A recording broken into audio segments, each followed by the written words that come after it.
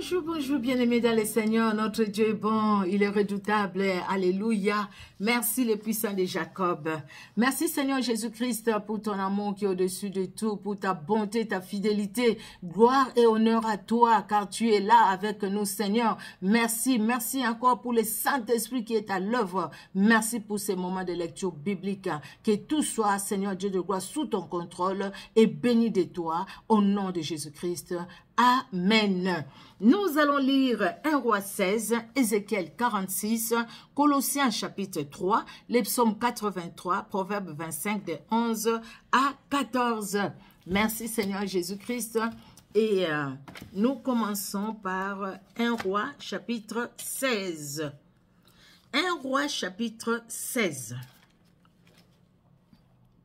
La parole de l'Éternel fut ainsi adressée à Jéhu, fils de Hanani, contre Baïcha. Je t'ai élevé de la poussière et je t'ai établi chef de mon peuple d'Israël. Mais parce que tu as marché dans la voie de Jéroboam et que tu as fait pécher mon peuple d'Israël pour mériter par leur péché. Voici, je vais balayer Baïcha et sa maison, et je rendrai ta maison semblable à la maison de Jéroboam, fils de Nébat. Celui de la maison de Baïcha qui mourra dans la ville sera mangé par les chiens, et celui des siens qui mourra dans les champs sera mangé par les oiseaux du ciel.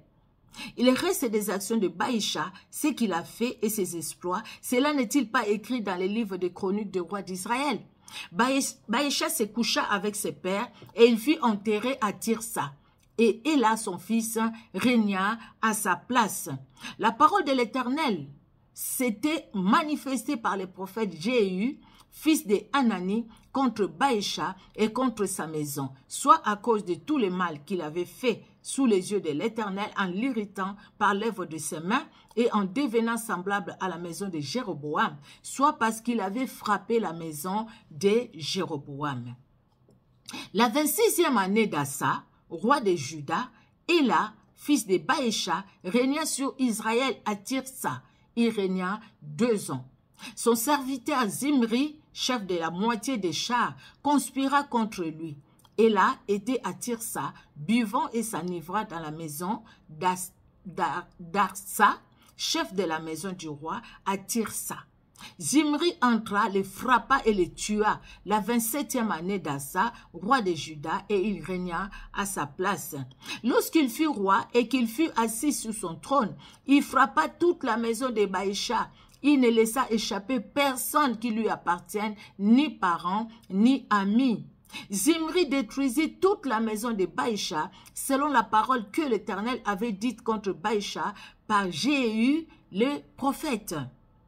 À cause de tous les péchés que Baïcha et Éla, son fils, avaient commis et qu'il avait fait commettre à Israël, irritant par leur idole l'Éternel, le Dieu d'Israël. Le reste des actions d'Éla et tout ce qu'il a fait, cela n'est-il pas écrit dans les livres des chroniques des rois d'Israël? La 27e année d'Assa, roi de Juda, Zimri régna 7 jours à Tirsa. Le peuple campait contre Gibéton qui appartenait aux Philistins. Et le peuple qui campait après cette nouvelle, Zimri a conspiré. Et le peuple qui campait après cette nouvelle. Zimri a conspiré et même il a tué les rois. Et ce jour-là, tout Israël établi dans les camps au roi d'Israël, Omri, chef de l'armée. Omri et tout Israël avec lui partirent de Gibéton et ils assiégèrent Tirsa. Zimri, voyant que la ville était prise, se retira dans le palais de la maison du roi et brûla sur lui la maison du roi. C'est ainsi qu'il mourut, à cause des péchés qu'il avait commis en faisant ce qui est mal aux yeux de l'Éternel, en marchant dans la voie de Jéroboam et en se livrant aux péchés que Jéroboam avait commis pour faire pécher Israël. Le reste des actions de Zimri et la conspiration qu'il forma, cela n'est-il pas écrit dans les livres de chroniques des rois d'Israël? Alors le peuple d'Israël se divisa en 2 parties. Une moitié du peuple voulait faire roi Tibni, fils de Gubnat, et l'autre moitié était pour Omri. Ceux qui suivaient Omri l'emportèrent sur ceux qui suivaient Tibni, fils de Gunat. Tibni mourut et Omri régna. La 31e année d'Assa, roi de Juda, Omri régna sur Israël. Il régna 12 ans, après avoir régné 6 ans à Tirsa. Il acheta des chemères la montagne de Samarie pour 2 talents d'argent. Il bâtit sur la montagne et il donna à la ville qu'il bâtit le nom de Samarie, d'après le nom de Shemer, seigneur de la montagne. Omri fit ce qui est mal aux yeux de l'Éternel. Et il agit plus mal que tous ceux qui avaient été avant lui. Il marcha dans toutes les voies de Jéroboam, fils de Nébat, et se livra au péché que Jéroboam avait fait commettre à Israël, irritant par leur idole l'Éternel, le Dieu d'Israël. Le reste des actions d'Omri, ce qu'il a fait et ses exploits, cela n'est-il pas écrit dans les livres des chroniques des rois d'Israël? Omri se coucha avec ses pères et il fut enterré à Samarie. Et Akab, son fils, régna à sa place. Nous comprenons, hein? Akab, son fils, ou Achab, c'est comme vous voulez, régna à sa place. Akab, fils d'Omri, régna sur Israël la 38e année d'Assa, roi de Juda. Akab, fils d'Omri, régna 22 ans sur Israël à Samarie. Akab, fils d'Omri, fit ce qui est mal aux yeux de l'Éternel, plus que tous ceux qui avaient été avant lui. Et comme si ça avait été pour lui peu de choses de se livrer au péché de Jéroboam, fils de Nébat, il prit pour femme Jézabel, fille d'Ethbaal, roi des Sidoniens, et il alla servir Baal et se prosterner devant lui. Il éleva un autel à Baal dans la maison de Baal qu'il bâtit à Samarie. Et il fit une idole d'Astarté. Akab fit plus encore que tous les rois d'Israël qui avaient été avant lui pour irriter l'Éternel, le Dieu d'Israël. De son temps, Hiel de Bethel bâtit Jéricho. Il en jeta les fondements au prix d'Abiram, son premier-né, et il en posa les portes au prix de Ségub, son plus jeune fils, selon la parole que l'Éternel avait dite par Josué, fils de Nun. La succession de mal à mal, de génération en génération, le père mère, le fils se prend, il agit mal, il agit mal, il agit mal. Si on voit bien ceux qui sont allés du côté d'Israël, ils ont plus suivi Jéroboam. Ceux qui sont allés du côté de Juda, c'est là où au fait Roboam est resté, bien que Roboam n'a pas obéi, mais après lui, on voit quand même un de ses fils qui vient, qui honore Dieu. Des fois aussi, comme Asa qui vient, qui honore Dieu, mais il y a quelque chose qui va l'empêcher d'honorer Dieu complètement parce qu'il va laisser les hauts lieux. Nous voyons ça bien aimé. C'est pourquoi nous avons la responsabilité, parents, d'élever nos enfants dans la voie du Seigneur, de leur montrer la voie du Seigneur. Akab fera des choses encore plus mal que ce qu'a fait Jéroboam. Et en plus, il va épouser Jézabel. C'est ce que la Bible... En plus de tous ses péchés, il va épouser Jézabel. Et jusqu'à ce qu'il est allé bâtir un autel pour Baal. Le papa de Jézabel s'appelle Eth-Baal. Je ne sais pas ce que ça signifie parce que je n'ai pas cherché, mais je vais chercher, je vais souligner ça. Je vais chercher ça sur... Je vais voir Eth-Baal, ce que ça signifie. Eth-Baal, roi des Sidoniens. Et il servait Baal. Et lui, maintenant, il est roi d'Israël quand même. Israël, c'est le peuple de Dieu. Et lui, il va aller servir Baal. Vous voyez? Et la suite, c'est des histoires, peut-être nous avions lu, que nous connaissons déjà. Mais nous allons voir ça aussi pendant que nous lisons la Bible. On ne se moque pas de Dieu. Alors, Ézéchiel au chapitre 46. Ézéchiel 46. Ainsi parle le Seigneur, l'Éternel, la porte du parvis intérieur du côté de l'Orient restera fermée les 6 jours ouvriers. Les 6 jours ouvrés. pardon, qu'est-ce que je suis en train de lire? Ainsi parle le Seigneur l'Éternel, la porte du parvis intérieur du côté de l'Orient restera fermée les 6 jours ouvriers. Oui, c'est écrit ouvrier, mais elle sera ouverte les jours du Shabbat. Ah, les 6 jours ouvriers, ça doit être les 6 jours qu'on travaille, quoi, hein, ouvrier. Mais elle sera ouverte les jours du Shabbat.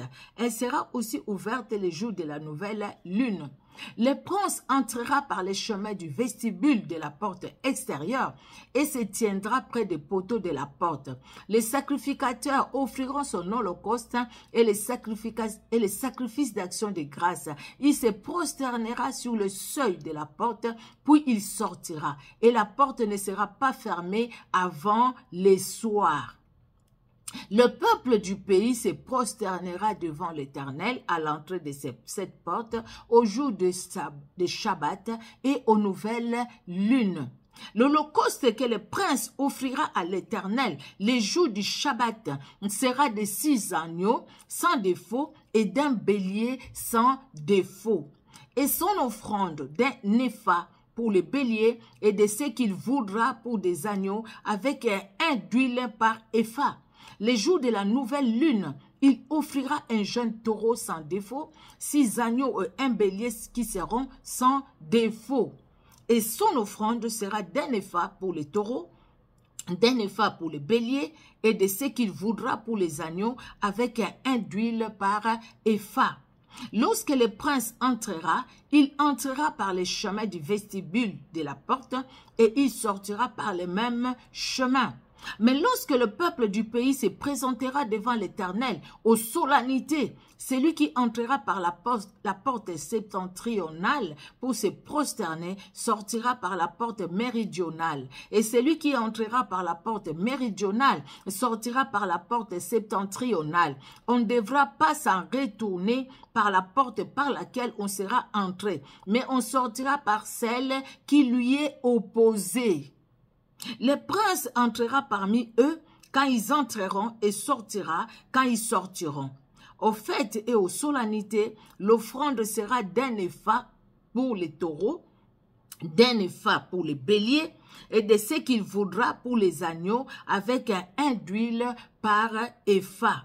Si le prince offre à l'Éternel un holocauste volontaire ou un sacrifice volontaire d'action de grâce, on lui ouvrira la porte qui est du côté de l'Orient et il offrira son holocauste et son offrande d'action de grâce comme il doit les faire les jours du Shabbat, puis il sortira et l'on fermera la porte après qu'il sera sorti.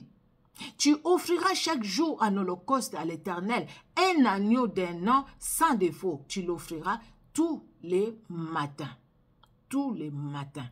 Tu y joindras pour offrande tous les matins un 6e d'épha et le tiers d'un d'huile pour pétrir la farine. C'est l'offrande à l'Éternel, une loi perpétuelle pour toujours. On offrira tous les matins l'agneau et l'offrande avec l'huile, comme l'holocauste perpétuel. Ainsi parle le Seigneur, l'Éternel. Si le prince fait à l'un de ses fils un don, pris sur son héritage, ce don appartiendra à ses fils. Ce sera leur propriété comme héritage. Mais s'il fait à l'un de ses serviteurs un don pris sur son héritage, ce don lui appartiendra jusqu'à l'année de la liberté. Puis il retournera au prince, ses fils seuls posséderont ce qu'il leur donnera de son héritage. Le prince ne prendra rien de l'héritage du peuple. Il ne le dépouillera pas de ses possessions. Ce qu'il donnera en héritage à ses fils, il les prendra sur ce qu'il possède, afin que nul parmi mon peuple ne soit éloigné de sa possession. Ne soit éloigné de sa possession. Il me conduisit par l'entrée qui était à côté de la porte, dans les chambres saintes destinées aux sacrificateurs, vers le septentrion. Et voici, il y avait un lieu dans le fond du côté de l'Occident. Il me dit, c'est le lieu où les sacrificateurs feront cuire la chair des sacrifices de culpabilité et d'expiation, et où ils feront cuire des offrandes pour éviter de les porter dans les parvis extérieurs et de sanctifier les peuples. Il me conduisit ensuite dans les parvis extérieurs et me fit passer vers les 4 angles du parvis. Et voici, il y avait une cour à chacun des angles du parvis. Aux 4 angles du parvis, il y avait des cours voûtées, longues de 40 coudées et larges de 30. Toutes les 4 avaient la même mesure dans les angles. Un mur les entourait, toutes les 4, et des foyers étaient pratiqués au bas du mur tout autour. Il me dit, ce sont les cuisines où les serviteurs de la maison feront cuire la chair des sacrifices offerts par les peuples. Amen, amen. Nous allons, bien aimés, dans le livre de Colossiens. Colossiens au chapitre 3. Colossiens chapitre 3. Si donc vous êtes ressuscités avec Christ, cherchez les choses d'en haut, où Christ est assis à la droite de Dieu. Alléluia. Affectionnez-vous aux choses d'en haut et non à celles qui sont sur la terre, car vous êtes morts et votre vie est cachée avec Christ en Dieu. Amen. Quand Christ, votre vie, paraîtra, alors vous paraîtrez aussi avec lui dans la gloire. Alléluia. Faites donc mourir les membres qui sont sur la terre, l'impudicité, l'impureté, les passions, les mauvais désirs et la cupidité qui est une idolâtrie. Et la cupidité qui est une idolâtrie. C'est à cause de ces choses que la colère de Dieu vient sur les fils de la rébellion, parmi lesquels vous marchiez autrefois, lorsque vous viviez dans ces péchés. Mais maintenant, renoncez à toutes ces choses, à la colère, à l'animosité, à la méchanceté, à la calomnie, aux paroles déshonnêtes qui pourraient sortir de votre bouche. Ne mentez pas les uns aux autres, vous étant dépouillés du vieil homme et de ses œuvres, et ayant revêtu l'homme nouveau qui se renouvelle dans la connaissance selon l'image de celui qui l'a créé. Il n'y a ici ni grec, ni juif, ni circoncis, ni incirconcis, ni barbare, ni chite, ni esclave, ni libre, mais Christ est tout et en tous. Alléluia. Ainsi donc, comme les élus de Dieu, saints et bien-aimés, revêtez-vous d'entrailles de miséricorde, de bonté, d'humilité, de douceur, de patience. Supportez-vous les uns les autres, et si l'un a sujet de se plaindre de l'autre, pardonnez-vous réciproquement, de même que Christ vous a pardonné, pardonnez-vous aussi. Alléluia. Mais par-dessus toutes ces choses, revêtez-vous de l'amour qui est le lien de la perfection. Et que la paix de Christ à laquelle vous avez été appelés pour former un seul corps règne dans vos cœurs et soyez reconnaissants. Alléluia. Que la parole de Christ habite parmi vous abondamment. Instruisez-vous et exhortez-vous les uns les autres en toute sagesse, par des psaumes, par des hymnes, par des cantiques spirituels, chantant à Dieu dans vos cœurs sous l'inspiration de la grâce.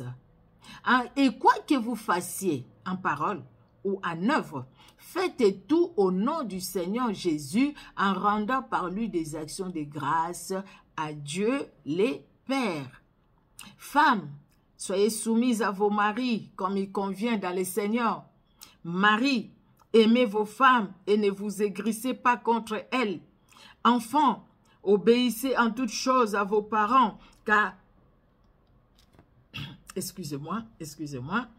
Enfants, le verset 20, obéissez en toutes choses à vos parents, car cela est agréable dans le Seigneur. Père, n'héritez pas vos enfants de peur qu'ils ne se découragent. Serviteurs, obéissez en toutes choses à vos maîtres selon la chair, non pas seulement sous leurs yeux, comme pour plaire aux hommes, mais avec simplicité de cœur, dans la crainte du Seigneur. Alléluia. Tout ce que vous faites, faites-le de bon cœur, comme pour le Seigneur et non pour des hommes. Alléluia. Sachant que vous recevrez du Seigneur l'héritage pour récompense. Servez Christ, les seigneurs. Alléluia. Car celui qui agit injustement recevra selon son injustice. Et il n'y a point d'acception des personnes. Alléluia. Paul vraiment nous a enseigné. Merci Seigneur. Si donc vous êtes ressuscité avec Christ, cherchez les choses d'en haut, où Christ est assis à la droite de Dieu. Donc, honorer Christ, nous devons l'honorer. L'honorer par notre façon de vivre, l'honorer dans notre cœur, dans nos sentiments, dans nos pensées, l'honorer dans nos maisons, l'honorer dans nos foyers, l'honorer dans notre lieu du travail. Honorer Christ, suivre Christ, obéir à Christ. Alléluia. Et pour obéir à Christ, nous avons besoin de sa parole. Nous avons besoin de sa parole pour revêtir les entrailles de miséricorde. Nous avons besoin de sa parole, les entrailles de miséricorde. C'est lui qui pardonne. Mais c'est vrai qu'il y a beaucoup de choses sur cette terre. Mais c'est à ça. En fait, Paul lui-même les faisait. Lui, une personne de même nature que nous. Donc, s'il nous l'a dit, il a dit aux Colossiens, et Dieu a permis que nous puissions l'entendre, le lire aujourd'hui encore, nous, aujourd'hui, dans notre époque. C'est parce que le Saint-Esprit est à l'œuvre, et le même Saint-Esprit qui a donné la force à Paul de vivre tout ce qu'il a écrit, il est capable aussi de nous aider à vivre aussi la parole de Dieu. Alléluia. Notre Dieu est bon, vraiment il est bon, que Dieu soit honoré. Nous allons aller dans les psaumes 83. Alors, psaume 83, cantique, psaume d'Azaph. Ô Dieu, ne reste pas dans le silence, ne te tais pas et ne te repose pas, ô Dieu. Car voici tes ennemis s'agitent, ceux qui te haïssent lèvent la tête. Ils forment contre ton peuple des projets pleins de ruses et ils délibèrent contre ceux que tu prospères, que tu protèges. Venez, disent-ils, exterminons-le du milieu des nations et qu'on ne se souvienne plus du nom d'Israël. Ils se concertent tous d'un même cœur, ils font une alliance contre toi. Les tentes d'Édom et les Ismaélites, Moab et les Agaréniens, Gebal, Ammon, Amalek, les Philistins avec les habitants de Tyr. La Syrie aussi se joint à eux. Elle prête son bras aux enfants de Lot. Traite-les comme Madian, comme Sisera, comme Jabin, au torrent de Kizon. Ils ont été détruits à Andor. Ils sont devenus du fumier pour la terre. Traite leurs chefs comme Horeb et Zib et tous les princes comme Zébach et Salmouna. Car ils disent, emparons-nous des demeures de Dieu. Mon Dieu, rends-les semblables au tourbillon, au chantre qu'emporte le vent, au feu qui brûle la forêt, à la flamme qui embrasse les montagnes. Poursuis-les ainsi de la tempête et fais-les trembler par ton ouragan. Couvre leur face d'ignominie, afin qu'ils cherchent ton nom, ô Éternel. Qu'ils soient confus et épouvantés pour toujours, qu'ils soient honteux et qu'ils périssent. Qu'ils sachent que toi seul, dont le nom est l'Éternel, tu es le Très-Haut sur toute la terre. Le Dieu d'Israël n'a pas changé. Il est le même, il nous défend.